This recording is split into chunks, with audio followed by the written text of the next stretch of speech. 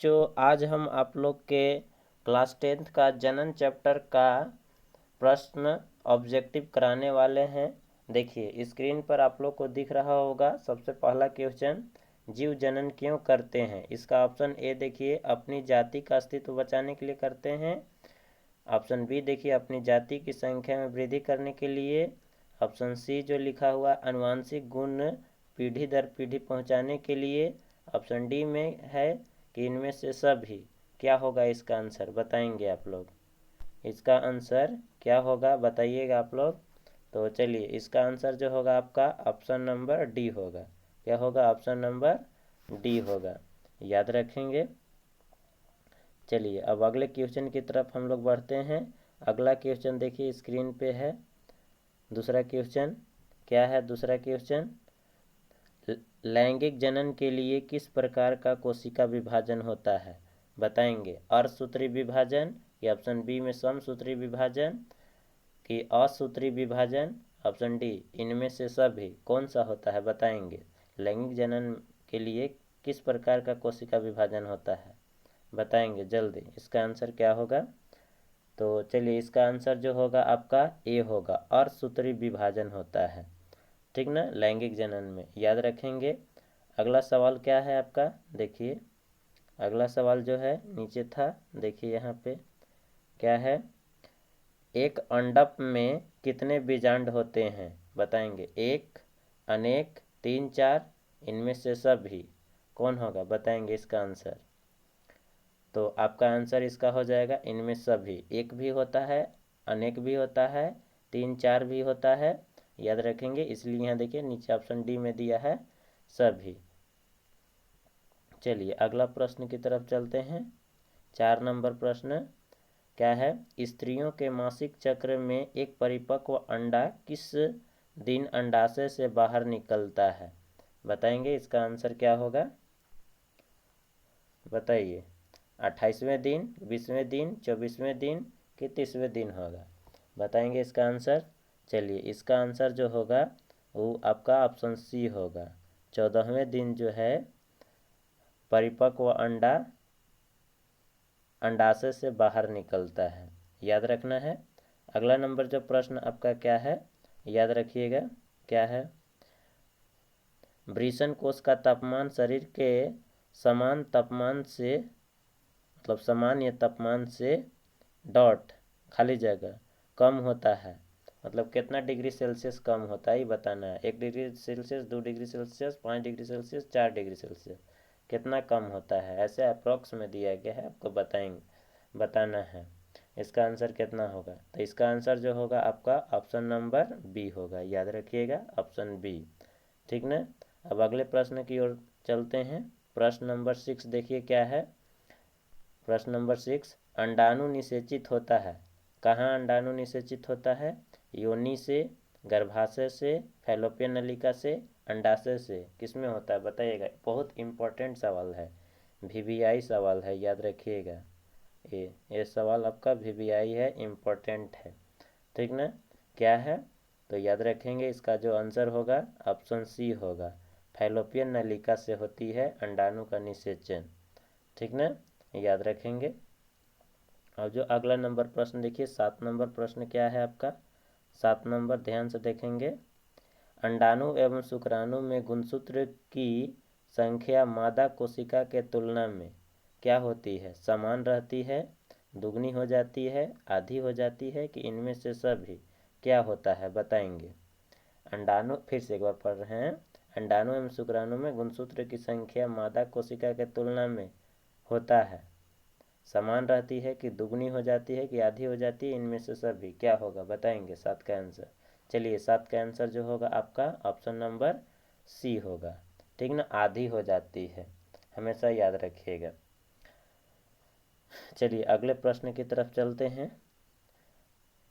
अगले प्रश्न जो है 8 नंबर जो नीचे था आपको, देखिए इसका आंसर बताइए। 8 नंबर, लिंग गुणसूत्र का पूर्ण जोड़ा पाया जाता है पुरुष में, स्त्री में, पुरुष एवं स्त्री दोनों में कि किसी में भी नहीं? बताइए। लिंग गुणसूत्र का पूर्ण जोड़ा पाया जाता है जोड़ा मतलब एक ही जैसा जोड़ा पाया जाता है, याद रखना है। पूर्ण जोड़ा बोला जा रहा है, मैंने एक ही प्रकार का गुणसूत्र पाया जाता है, अलग अलग नहीं। तो किसमें होता है बताएंगे? पुरुष में, स्त्री में, कि स्त्री पुरुष दोनों में, कि कोई नहीं है? चलिए इसका आंसर जो होगा आपका ऑप्शन नंबर बी होगा। ऑप्शन नंबर क्या होगा? बी। याद रखिए क्यों? क्योंकि स्त्री में जो है एक्स एक्स गुणसूत्र होता है, जबकि पुरुष में जो होता है क्या होती है? एक्स वाई गुणसूत्र होता है।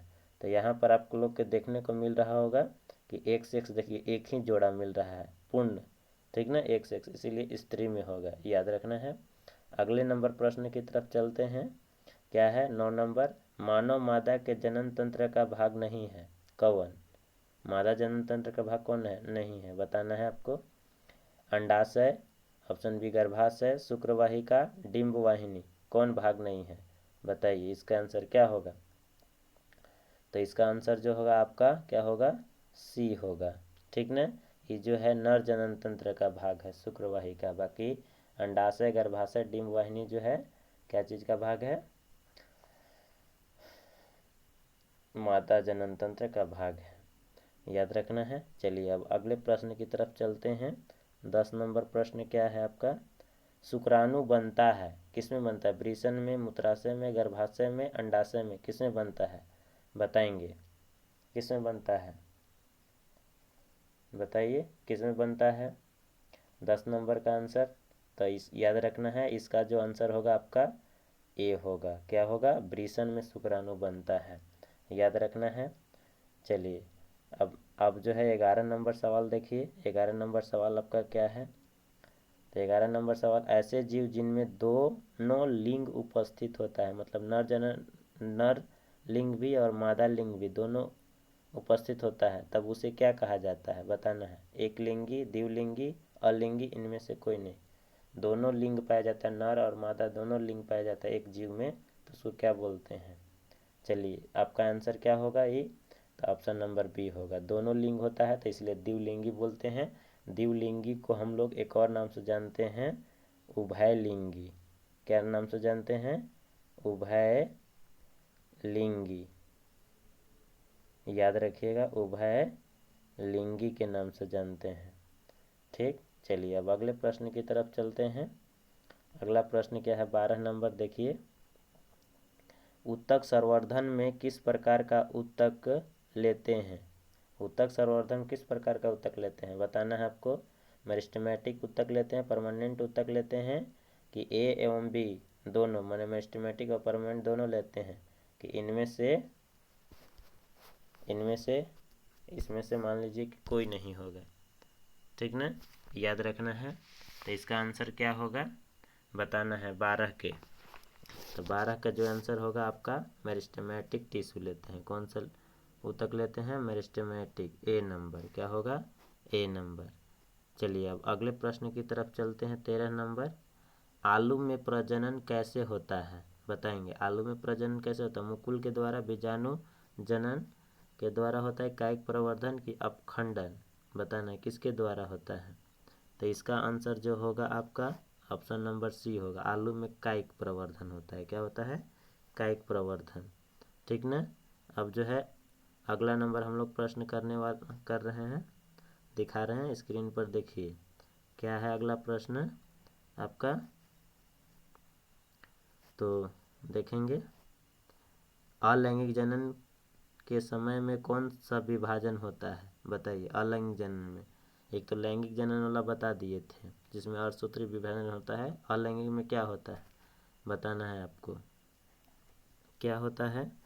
तो याद रखना है, ए और बी दोनों, यानी कि ऑप्शन नंबर डी, ठीक ना। समसूत्री और असमसूत्री दोनों होता है, इसलिए ऑप्शन नंबर क्या होगा? डी, ठीक, याद रखना है। अब देखिए 15 नंबर सवाल क्या है आपका, जूम कर देते हैं, देख लीजिए। 15 नंबर सवाल देखिए, जीव जिस प्रक्रम द्वारा अपनी संख्या में वृद्धि करते हैं उसे कहा जाता है? क्या कहा जाता है? जीव जिस प्रक्रम द्वारा अपनी संख्या वृद्धि करते हैं उसे क्या कहते हैं? जनन, श्वसन, प्रचलन, उत्तेजनशील। क्या संख्या बढ़ा रहा है तो जनन कहलाएगा, ऑप्शन नंबर ए आंसर। क्या कहलाएगा? ऑप्शन नंबर ए, यानी कि जनन कहलाएगा, ठीक ना। 15 का ए। चलिए अब अगला नंबर जो सवाल है आपका क्या है, देखिए 16 नंबर सवाल। 16 नंबर सवाल जो है आपका देखेंगे, नर युग्मक और मादा युग्मक के संलग्न को क्या कहते हैं। नर युग्मक और मादा युग्मक जब मिलते हैं तो क्या कहते हैं, उस प्रक्रिया को बताना है। किण्वन, निषेचन, अंकुरन, परागन, क्या कहते हैं, बताएंगे इसका आंसर। तो क्या कहते हैं, निषेचन कहते हैं। क्या कहते हैं, निषेचन, याद रखिएगा। चलिए अब अगले प्रश्न की तरफ चलते हैं। 17 नंबर। 17 नंबर प्रश्न क्या है, देखिए स्क्रीन पे। किस प्रकार के जनन में जनक के शरीर से कलिका निकलती है। जनक के शरीर से कलिका निकलती है। मुकुल, मुकुलन, अपखंडन, विखंडन, बीजाणु जनन, बताइए कलिका किस में निकलती है, बताइए मुकुलन में कि अपखंडन में, विखंडन में, बीजाणु जनन में, किस में निकलता है, बताएंगे 17 का आंसर। 17 का आंसर जो होगा मुकुलन में निकलता है। हाइड्रा में देखे होंगे, ठीक ना, मुकुल निकलता है, ठीक, उसी को हम लोग कलिका भी बोलते हैं, याद रखिएगा। चलिए अब अगले प्रश्न की तरफ चलते हैं। 18 नंबर क्या है प्रश्न, 18 नंबर देखिए, मुकुल द्वारा प्रजनन किस में होता है, बताएंगे। अमीबा में, ईस्ट में, मलेरिया परजीवी, पैरामीशियम, किस में होता है मुकुलन द्वारा प्रजनन। तो इसका आंसर याद रखिएगा, ईस्ट में होता है। किस में होता है, ईस्ट में, ठीक। चलिए अब अगले प्रश्न की तरफ चलते हैं। 19 नंबर याद रखिएगा, पुष्पी पौधों में लैंगिक जनन किसके द्वारा होता है, बताइए पुष्पी पौधों में लैंगिक जनन किसके द्वारा होता है। पत्तियों द्वारा, तने द्वारा, फूलों द्वारा, बीजों द्वारा, किसके द्वारा होता है, बताएंगे 19 नंबर का आंसर। तो 19 नंबर का आंसर आपका हो जाएगा ऑप्शन नंबर सी हो जाएगा, याद रखिएगा। अब अगले प्रश्न की तरफ चलते हैं। प्रश्न क्या है, देखिए इसको जूम कर देते हैं। देखिए द्विखंडन होता है किसमें, द्विखंडन माने दो भाग में टूटता है। कौन, दो भाग में टूट करके नया जीव का निर्माण करता है, किसमें होता है, अमीबा में, पैरामीशियम में, लिस्मेनिया में, इनमें से सभी किसमें होता है द्विखंडन, बताएंगे 20 का आंसर। तो 20 का आंसर जो होगा आपका क्या होगा, अमीबा जो है दो भाग में टूटता है और हमेशा टूट टूट करके दो नए जीव का निर्माण करता है। चलिए तो आप आज के लिए बस 20 ही प्रश्न, फिर अगले वीडियो में जो है 20 प्रश्न दिखाएंगे। ओके।